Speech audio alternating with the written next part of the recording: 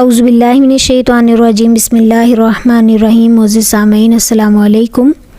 وہ شخص انتہائی خوش نصیب ہے جس کے پاس اچھے دوست ہیں، اور جو دوستوں سے محروم ہے وہ مفلس انسان ہے۔ دوست تو آج کل ہزاروں ہوتے ہیں، سوشل میڈیا زندہ باد، لیکن کوئی ایک بھی خیر خواہ دوست اگر نہیں ہے تو ایسی دوستی کا کوئی فائدہ نہیں ہے۔ اللہ تعالیٰ نے سورہ توبہ میں فرمایا کہ مومن مرد اور مومن عورتیں آپس میں ایک دوسرے کے دوست اور معاون ہیں۔ اب اس آیت کو غلط انڈرسٹینڈ مت کیجیے، مخلوط محفل کا تو کانسیپٹ ہی نہیں ہے نا دین اسلام میں۔ مومن مرد اور مومن مرد ہی آپس میں دوست ہوں گے، اور مومن عورتیں ہی دوست ہوں گی۔ مرد اور عورت کی کوئی دوستی نہیں ہے۔ ہمیشہ نیک اور صالح لوگوں سے دوستی کریں، اور دوستی کا انتخاب جب کریں تو اس چیز کا خیال رکھیں کہ جن سے بھی اپنا قلبی تعلق بڑھا رہے ہیں وہ دین اور اخلاق کے پہلو میں آپ کے لیے کس حد تک مفید ہوں گے۔ نبی صلی اللہ علیہ وسلم کا ارشاد ہے، آدمی اپنے دوست کے دین پر ہوتا ہے، اور اس لیے ہر آدمی کو غور کر لینا چاہیے کہ وہ کس سے دوستی کر رہا ہے، اور یہ مسند احمد اور مشکات کی روایت ہے۔ جب انسان دوست کی صحبت میں بیٹھے گا تو اسی کے خیالات، اسی کے ذوق اور رجحانات پیدا ہوں گے آپ کے اندر، یہ لازمی فیکٹر ہے۔ نبی صلی اللہ علیہ وسلم نے فرمایا کہ مومن ہی کی صحبت میں رہو اور تمہارے دسترخوان پر پرہیزگار ہی کھانا کھائے۔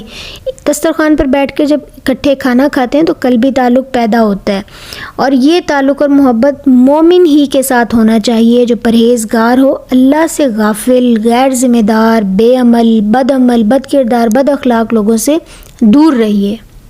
اس کو یوں سمجھیں کہ اگر ہم عطر فروش کی دکان پہ جائیں گے تو ہمارے کپڑوں سے عطر کی خوشبو آتی رہے گی، اور اگر ہم کوئلے کی کان میں چلے جائیں گے، ہم کسی چیز کو ہاتھ بھی نہیں لگائیں گے تو بھی کالے ہاتھ پاؤں کپڑے واپس لے کر پلٹیں گے۔ A man is known by the company he keeps۔ اپنے دوستوں سے بھی صرف اللہ کے لیے محبت کریں۔ اللہ کے محبوب بندے وہی ہیں جو اللہ کے دین کی بنیاد پر باہم جڑتے ہیں، اور کندھے سے کندھا اور دل سے دل ملا کر اس طرح اللہ کے دین کی اقامت اور حفاظت کا فریضہ انجام دیتے ہیں گویا سیسا پلائی ہوئی دیوار ہوں۔ نبی صلی اللہ علیہ وسلم نے فرمایا کہ اللہ کے بندوں میں کچھ ایسے سعادت مند ہیں جو نبی اور شہید تو نہیں ہیں، لیکن قیامت کے روز اللہ انہیں ایسے مرتبوں پر سرفراز فرمائے گا کہ انبیاء اور شہداء بھی ان کے مرتبوں پر رشک کریں گے۔ صحابہ نے پوچھا کہ یہ کون خوش نصیب ہوں گے اللہ کے رسول؟ آپ صلی اللہ علیہ وسلم نے فرمایا، یہ وہ لوگ ہیں جو آپس میں ایک دوسرے سے محض اللہ کے دین کی خاطر محبت کرتے تھے، رشتہ دار نہیں تھے آپس میں، نہ ان کے درمیان کوئی مالی لین دین کا تعلق تھا، اور اللہ کی قسم قیامت کے روز ان کے چہرے نہ صرف یہ کہ نور سے جگمگا رہے ہوں گے بلکہ یہ سراپا نور ہوں گے، اور جب سارے لوگ خوف سے کانپ رہے ہوں گے تو انہیں کوئی خوف نہ ہوگا، اور جب سارے لوگ غم میں مبتلا ہوں گے اس وقت بھی انہیں قطعاً کوئی غم نہ ہوگا۔ اچھا، دین اسلام ہمیں یہ نہیں کہہ رہا کہ ہم مردہ دل بن جائیں اور ہم اپنی زندگی میں کوئی خوشی، کوئی رونق نہ رکھیں۔ آپ صلی اللہ علیہ وسلم بھی اپنے صحابہ کے ساتھ بیٹھتے تو بہت زیادہ ہنسی مذاق کیا کرتے۔ صحابہ بھی نہ تو خشک مزاج تھے اور نہ ہی مردوں کی سی چالیں چلتے تھے، بلکہ اپنی مجلسوں میں شعر و شاعری بھی کرتے اور قصے کہانیاں بھی سناتے۔ لیکن اگر کسی معاملے میں حق کے خلاف بات ہوتی تو پھر ان کی آنکھوں کی پتلیاں اور ان کے غصے چیک کرنے والے ہوتے تھے، ایسے لگتا جیسے جنون کی کیفیت ان پر طاری ہو گئی ہو۔ صحابہ کرام ہنسی اور تفریح کے طور پر ایک دوسرے کی طرف تربوز کے چھلکے بھی پھینکا کرتے تھے، لیکن لڑنے اور مدافعت کرنے کا جب وقت آتا تو میدان کے شہ سوار بھی وہی صحابہ ہوا کرتے۔ حضرت علی رضی اللہ تعالیٰ عنہ نے فرمایا کہ اپنے دوست سے دوستی میں نرمی اور میانہ روی اختیار کرو، ہو سکتا ہے کہ وہ کسی وقت تمہارا دشمن بن جائے۔ اسی طرح دشمن سے دشمنی میں نرمی اور اعتدال کا رویہ اختیار کرو، ہو سکتا ہے کہ وہ کسی وقت تمہارا دوست بن جائے۔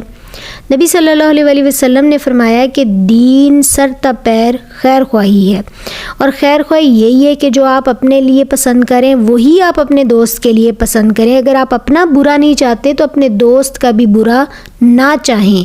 اور آپ صلی اللہ علیہ وسلم نے یہ بھی فرمایا کہ اپنے بھائی کی خیر خواہی چاہیں، چاہے وہ غائب ہو یا موجود ہو۔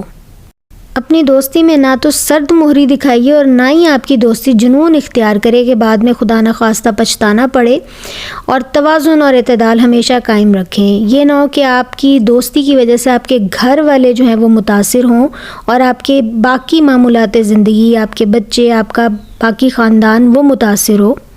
ایک خاص وقت رکھیں جس میں آپ نے دوست سے ملنا ہے یا بات کرنی ہے، اور آپ صلی اللہ علیہ وسلم کا یہ طرز عمل تھا کہ عشاء کی نماز کے بعد آپ صلی اللہ علیہ وسلم گھر میں ہی قیام فرمایا کرتے کہ وہ بیویوں کا وقت ہوتا، اور یہ نہیں کہ اپنے دوستوں کے ساتھ پارٹی کریں اور گھر والوں کے ساتھ وہی سڑا ہوا منہ بنا کر رکھیں۔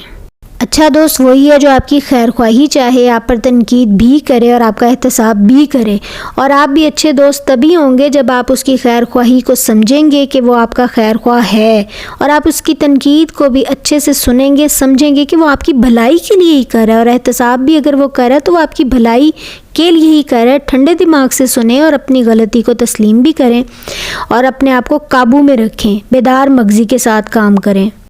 یہاں پہ سب مطلب کے دوست ہیں اور خوشامد کرتے ہیں ایک دوسرے کی، اور کوئی کسی کی ایپ پر نظر نہیں رکھتا، اور یہ بالکل بھی صحیح دوستی نہیں ہے۔ ہم آئینے کے سامنے کھڑے ہوتے ہیں کہ آئینہ ہمارے داغ دھبے میں دکھائے تاکہ ہم اسے ٹھیک کریں، اور نہ تو آئینہ کم بتاتا ہے نہ زیادہ بتاتا ہے، اور آئینہ جو ہے وہ جھوٹ بھی نہیں بولتا۔ آئینہ غرض سے پاک ہو کر اپنا فرض ادا کرتا ہے، جو بھی اس کے سامنے آتا ہے وہ بغیر کسی غرض کے صحیح نقشہ اس کے سامنے رکھتا ہے، کوئی بغض اور کینہ یا کوئی انتقام نہیں لیتا۔ اس کے علاوہ ہم جب آئینہ دیکھتے ہیں تو اگر ہمیں کوئی اپنے عیب نظر آئیں تو ہم نہ جھنجھلاتے ہیں اور نہ ہی غصے میں آ کے آئینہ کو توڑنے کی حماقت کرتے ہیں۔ اسی طرح ہمارا اصل دوست وہ ہوتا ہے جو ہمارے سامنے ہماری پوری تصویر رکھتا ہے کہ ہم یہ کر رہے ہیں، ہم میں یہ برائی ہے، ہم میں یہ اچھائی ہے، اور اگر ہم اچھے دوست ہیں تو ہم اس کی ساری بات کو سنیں گے اور نہ تو جھنجھلائیں گے نہ غصے میں آئیں گے، بلکہ جو اس نے ہمیں ہماری غلطیاں پوائنٹ آؤٹ کی ہیں انہیں دور کرنے کی کوشش کریں گے۔ یہ ہے خیر خواہی والا معاملہ۔ اپنے دوستوں کے بہترین رازدان بنیں۔ پریشانی میں اگر دل ہلکا کرنے کے لیے کوئی بات آپ سے شیئر کر لیں تو اسے آگے نہ پہنچائیں، اس طرح آپ کی دوستی پر جو ہے وہ ایک دھبا لگے گا۔ بعض دفعہ ایسے بھی دیکھا گیا کہ دو دوست اچھے بھلے ہوتے ہیں، کوئی تیسرا دوست بیچ میں آ جاتا ہے تو وہ شیطانی روپ میں آتا ہے اور آ کے غلط فہمیاں پیدا کرتا ہے۔ 2 دوست ہوں، 3 دوست ہوں یا 10 دوست ہوں، اگر اللہ کی خاطر ایک دوسرے سے دوستی ہوگی، ایک دوسرے کی خیر خواہی چاہیں گے تو کبھی بھی یہ آپس کے جو رنجشیں ہیں وہ پیدا نہیں ہوں گی۔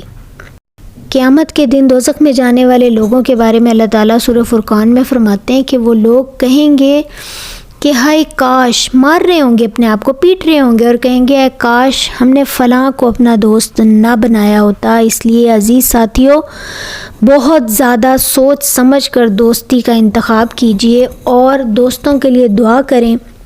حضرت عمر رضی اللہ تعالیٰ عنہ کہتے ہیں کہ میں نے نبی صلی اللہ علیہ وسلم سے عمرے کی اجازت چاہی۔